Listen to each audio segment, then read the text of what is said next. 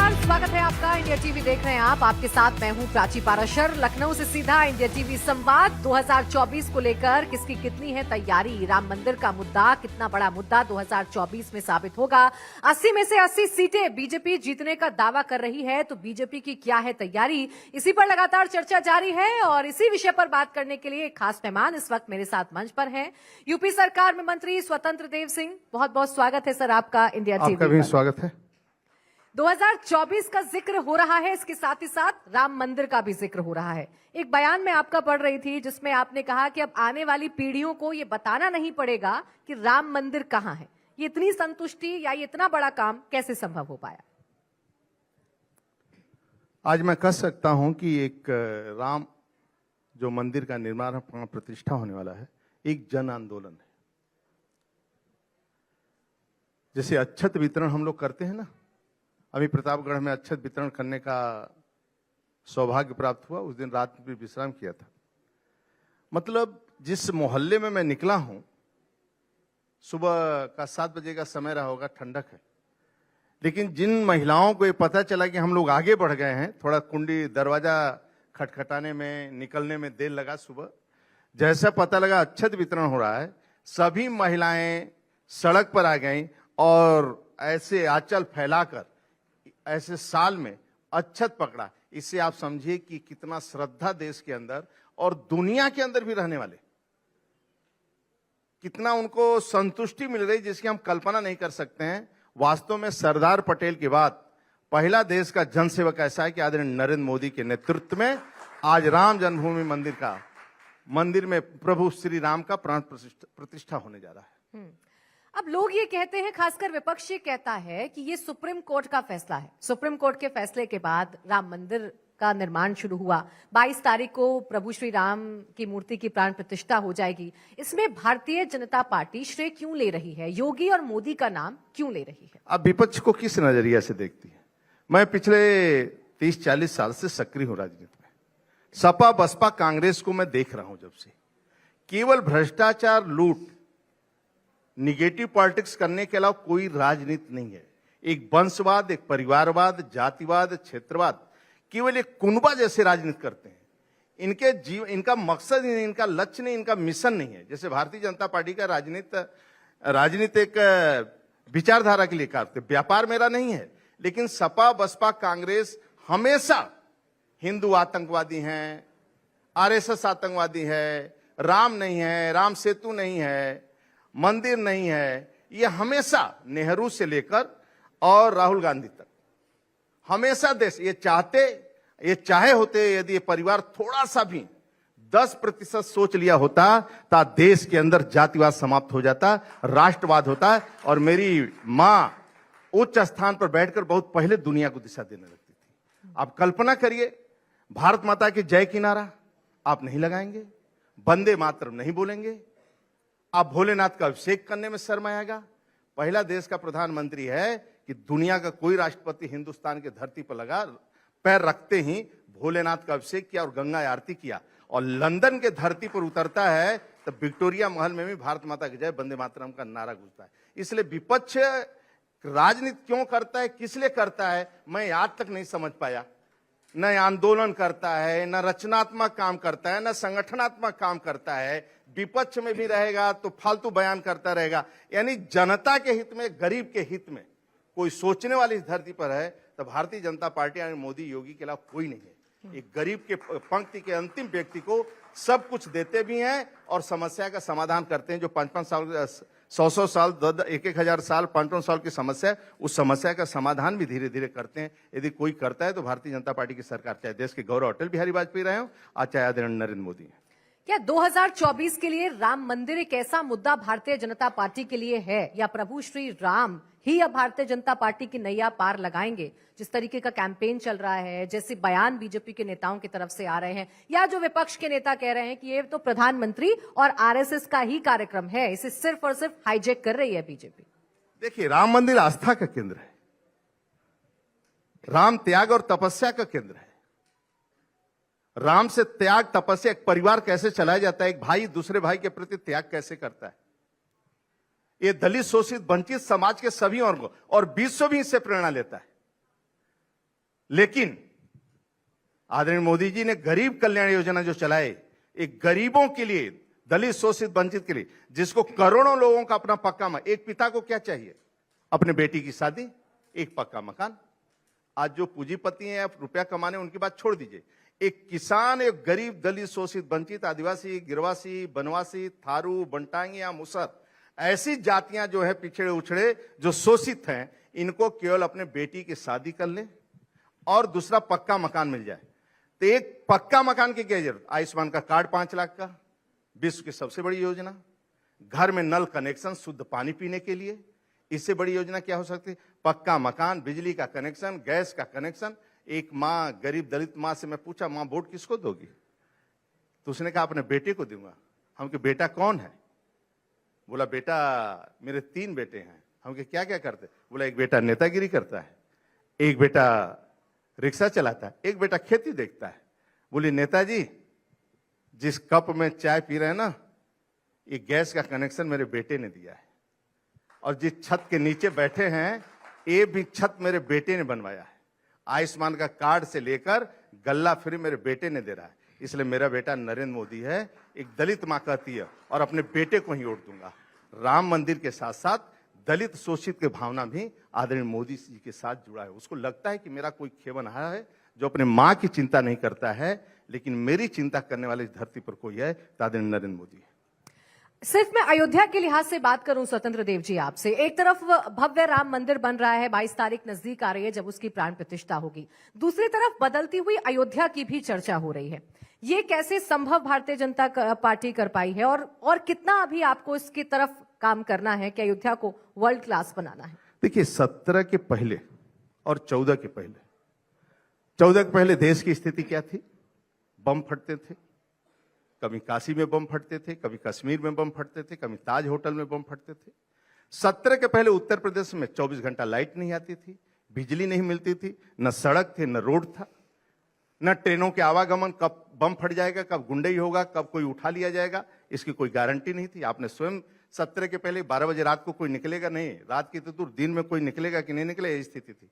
आदरणीय मोदी जी के आने के बाद, राज्य में अंदर होगी जय के आने के बाद आमूल चूल परिवर्तन हुआ है। आज मैं कह सकता हूं कि आप सड़क पर निकलिए, उत्तर प्रदेश के highway, national highway, Bundelkhand, Purvanchal, अब इतनी कठिनाई हम लोगों को हो गई है कि बलिया से वह पहले जो वालस करता था गाजीपुर से, अब सुबह सुबह भोर में निकलता है और 6 बजे कुंडी खटखटाता है। स्वतंत्र जी हैं क्या? यानी ये स्थिति है। पहले उसको आने में संकोच करता था कि निकलें कि न निकलें, बुंदेलखंड से निकलें न निकलेंगे।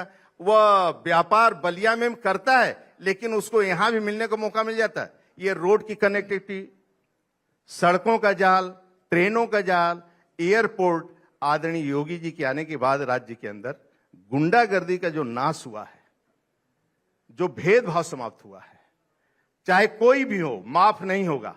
आज 12 बजे रात को भी बेटी अपने को सुरक्षित महसूस करती है, वो 12 बजे रेस्टोरेंट से जाकर घर जा सकती है, कोई छेड़ नहीं सकता है। यदि छेड़ दिया, जो कानून के दायरे में आता है, उसको योगी जी छोड़ नहीं सकते हैं। यदि ऐसी कोई सरकार है तो आदरणीय योगी जी की है, तो मोदी जी, योगी जी का जो कनेक्टिविटी है, रोड है। और अयोध्या जो आप बात ने किया है, अयोध्या चाहे सुल्तानपुर से आइए, चाहे लखनऊ से जाइए, चाहे प्रयागराज से आइए, चाहे गोरखपुर से आइए, 4 लेन 6 लेन की सड़कें अयोध्या तक है।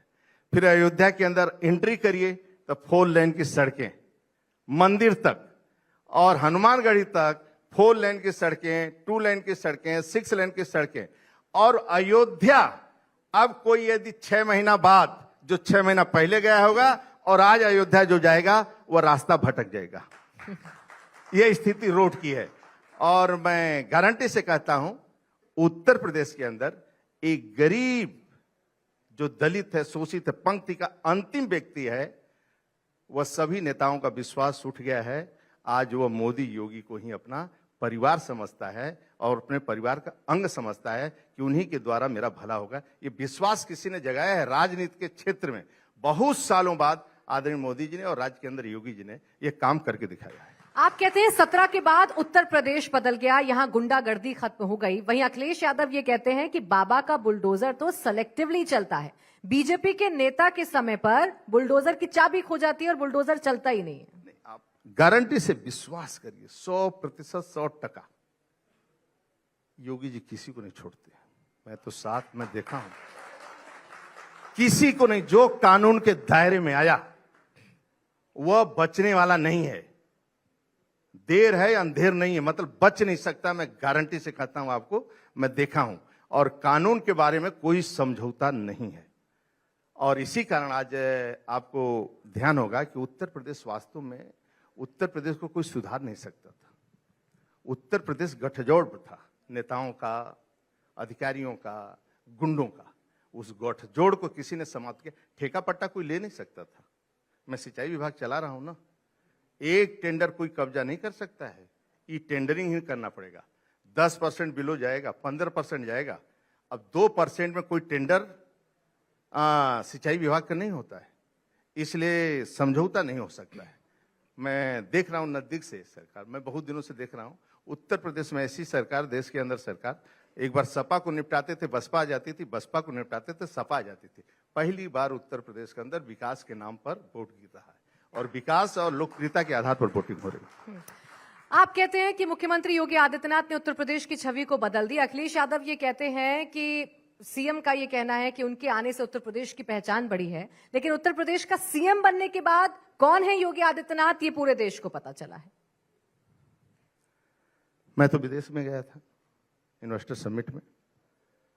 इतनी लोकप्रियता, मैं तो देश में भी घूमता रहता हूं। पहले उत्तर प्रदेश के लोग जाते थे तो होटल नहीं मिलता था।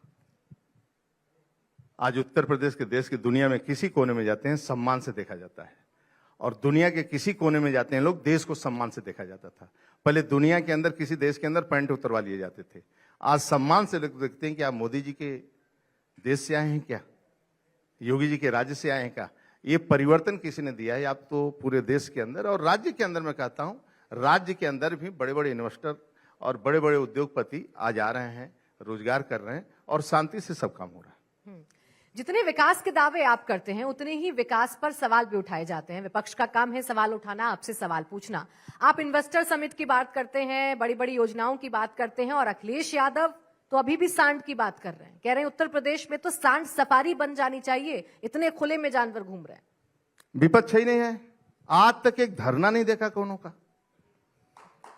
मैं आज तक नहीं देखा। हम विपक्ष चलाए हैं ना, पिछले विपक्ष चलाए हैं इस सपा बसपा में, मैं आज तक विपक्ष देखा ही नहीं।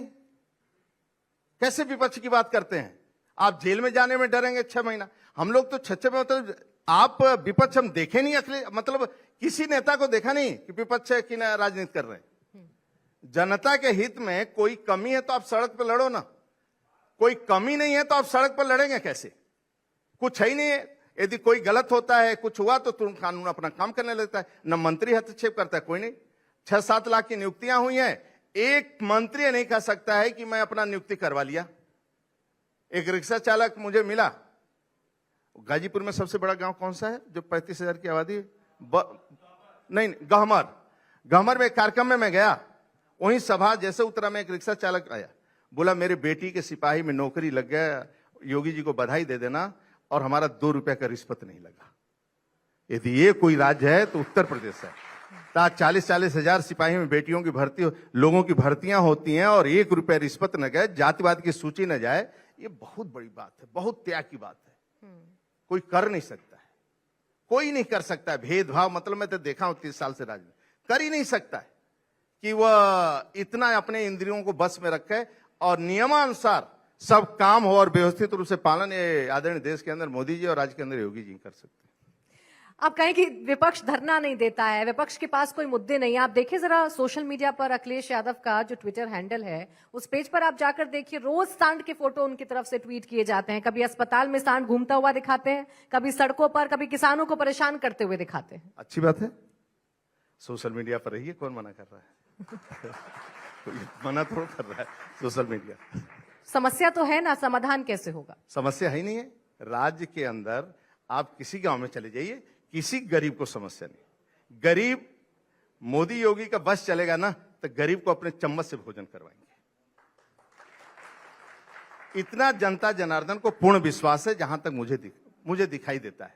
यानी सरकार की संपूर्ण योजना उनके घर तक पहुंचता है, और जो योजना नहीं पहुंचा है अब संकल्प यात्रा के माध्यम से आदरणीय मोदी जी का रथ वहां पहुंचता है।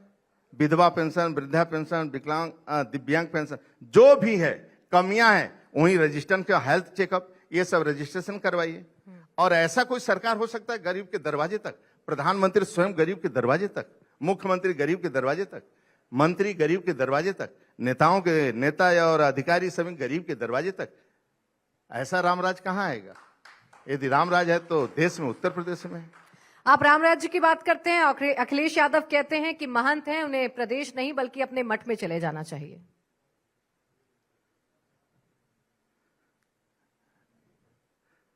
देखिए, दायित्व हम लोग जब भारतीय जनता पार्टी का काम करते हैं ना, तो संकल्प लेते हैं। मेरी मां उच्च स्थान पर बैठे, जो दुनिया को दिशा दे, और पंक्ति के अंतिम व्यक्ति को मान मिले, सम्मान मिले, भरपूर भोजन मिले, रहने को छत मिले।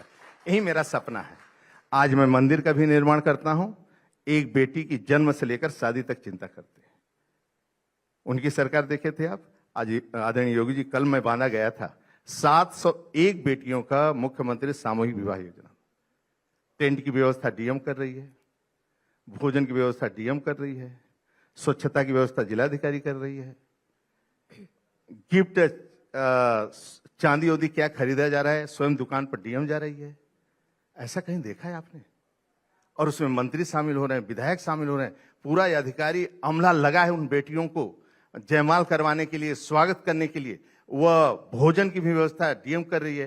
कौन भोजन बनाएगा, डिश क्या क्या होगा, यह डीएम और पूरा सरकार देख रही है, मुख्यमंत्री, और सभी को ईमानदारी से पैसा वहां पहुंच रहा है, सब कुछ। ऐसा आपने देखा है? 701 सामूहिक विवाह हो और एक हलचल न हो, एक मारपीट हो, और दोनों वर वधू को दुआएं मिलती हैं वहां से, किसी तरह जीवन खुशहाल रहे। फिर उनके बच्चों की चिंता, पोषण आहार, फिर स्कूल जाए तो फ्री में झोला, फ्री में मोजा, फ्री में जूता, फ्री में पुस्तक, और मध्याह्न भोजन में कोई चिंता करता है तो आदरणीय योगी सरकार करते हैं। उसकी सुरक्षा की, उसकी समृद्धि की, उसके रोजगार की भी चिंता कोई करता है तो आदरणीय योगी जी करते हैं, मोदी जी करते हैं। यदि ये कहीं है, ये चिंता, एक एक चीज चिंता, और सुबह से शाम तक केवल एक ही काम, गरीब की चिंता, गरीब के खुशहाली की चिंता कोई करता है तो आदरणीय मोदी सरकार, योगी सरकार राज्य। अखिलेश पीडीए की बात करते हैं, पिछड़ा, दलित और अल्पसंख्यक, जिसमें से पिछड़े और दलित पर तो आप भी अपना दावा ठोकते हैं कि हम उनके लिए भी काम कर रहे हैं, लेकिन एक आरोप बहुत गंभीरता के साथ विपक्ष, खासकर मुख्यमंत्री योगी आदित्यनाथ पर लगाते हैं कि वो धर्म देखकर राजनीति करते हैं, वो धर्म देखकर उत्तर प्रदेश में कार्य करते हैं, खासकर धर्म देखकर माफियाओं पर कार्रवाई की जाती है। थारू को कौन नौकरी दिया? शराब उतारने वाले, जिसके बच्चे शराब उतारते थे, आज उनके बच्चे दरोगा की ट्रेनिंग ले रहे हैं। बंटागिया मुसहर को आवास नहीं मिलता था, आज मुख्यमंत्री आवास से मुसहरों को आवास मिल रहा है। बनटांगिया राजस्व ग्राम में वोट देने का अधिकार नहीं होता था, उनको राजस्व ग्राम में जोड़ने का काम, उन बनटांगियों को वोट देने का काम और आवास देने का काम यदि राज्य के अंदर जाति धर्म के आधार पर हम नहीं करते हैं।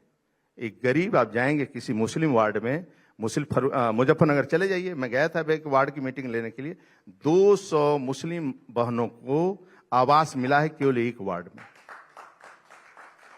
हम धर्म जाति क्षेत्र से ऊपर उठकर राजनीति करते हैं और राष्ट्र के लिए राजनीति। और राष्ट्र क्या है? पंक्ति का अंतिम व्यक्ति की खुशहाली, यही राष्ट्र है। उस अपने पैरों पर खड़ा हो जाए, यानी कोरोना वैश्विक महामारी में उसको फ्री में भोजन मिल जाए और अपने पैरों पर खड़ा हो जाए। यानी 10,000 रुपया दे दो, 10,000 वापस करे रोजगार करने के लिए तो 20,000 रोजगार करने के लिए दे दो, 20,000 वापस कर दे तो 50,000 रोजगार दे, और अधिक है तो 1 लाख की जरूरत है 1 लाख दो, 2 लाख की जरूरत है 2 लाख, 3 लाख की जरूरत है 3 लाख। तो उसको रोजगार अपने पैरों पर खड़ा करना भी है, आगे भी उसको बढ़ाना है।